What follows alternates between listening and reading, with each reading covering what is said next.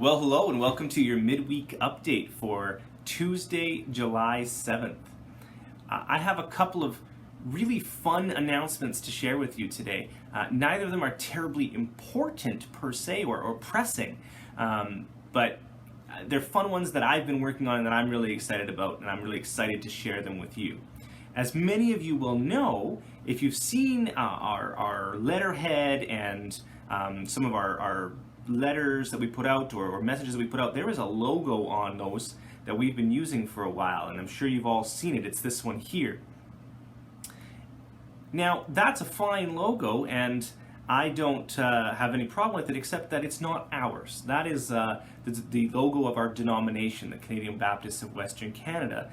And many churches do use that logo for their own purposes, and that's perfectly allowable and fine, but we really wanted something that was ours, that was Mooseman Baptist Churches. And so I've been working on this for a little while, and I'm very excited to say that we've finally gone through the appropriate channels, and we worked with a graphic artist and came up with something that I think is much more expressive of our church. It's a little more family friendly and allows us to do some more things, which I want to explain. But first, if my video editing skills are getting as good as I think they are, or I'm still at a beginner level, but as good as I think, you should be seeing now a wonderful, colorful logo from Mooseman Baptist Church. And this is officially now has been adopted as our new logo, and we'll be using this on all of our branding and all of our communication and marketing.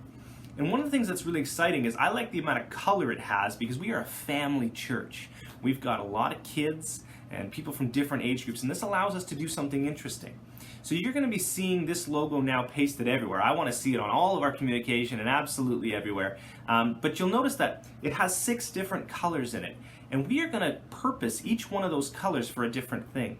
So for instance, none of this is set in stone, but for instance, the orange color that you see there, we could assign that orange color to children's ministries. And then Kyla and her whole team of people who volunteer with children's ministries, on all of their internal communication within the church, things on the bulletin board, announcements, any of that kind of thing, would be on an orange background or with that orange color scheme, so that when we see it, we know instantly, okay, well, that's children's ministries.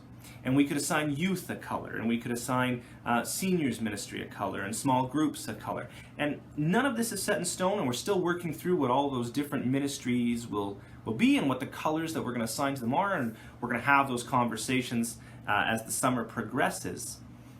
But this gives us a little bit more organization and a little bit of something that is our own, and I'm very, very excited about that. So you're going to get sick of seeing this, and that's probably a good thing, but I think it's important that people within this community, when they see this, they immediately think of Mooseman Baptist Church and have a immediate connection. And so I think this accomplishes that. And I want to thank the graphic designer Samantha at the World Spectator. She did a great job of coming up with several options.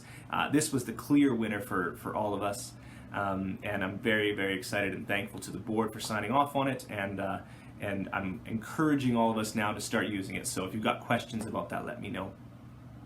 One of the pieces of feedback that I've been receiving on my sermons has been that many people have enjoyed listening to them throughout the week. And when I say listen, I really mean listening. They put it on the YouTube on their phone or whatever, and they don't even watch, which is fine because you need to see less of my face anyway, but they've just been listening. And so I realized, well, if that's the case, why am I wasting everybody's data with video? And so we're going to continue to put out the sermons the way we have until we're back in meeting in person. You'll be getting the videos each week. But I wanted to let those of you who do podcasts know, we now have a Mooseman Baptist Church podcast. And so you can sign up. It's not quite on Apple Podcasts yet. If that's the one you use, I am waiting for them to approve it. I think there's a couple others that are waiting to approve it. But you can find our podcast on Spotify and on Breaker and a couple of others. And if you need to figure out which one it is hosted through Anchor. So just go to anchor.fm, and it is called everywhere. It's simply called Mooseman Baptist Church. That's one of the benefits of having a unique name for our town and therefore our church, is that that was readily available and I didn't have to do anything fancy there. So if you go to your favorite podcast platform and type that in and it's not there quite yet, know that it is coming. It's getting distributed everywhere. We just have to wait for the approvals. But if you want to listen to those sermons and you don't want to be wasting all of your data, then you can now subscribe to those podcasts and it'll get updated on there by the latest every Monday. I can't promise that it'll be there before then.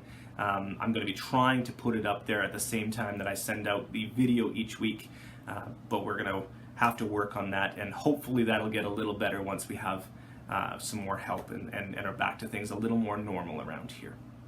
I know that those are both ones that are not terribly important, but they're exciting. These days, the urgent is crowding out the important, but it's nice every once in a while to do some things to help and to move things along in a direction that's not related to current events, and that actually is very energizing for me. So that's all I have for you this week.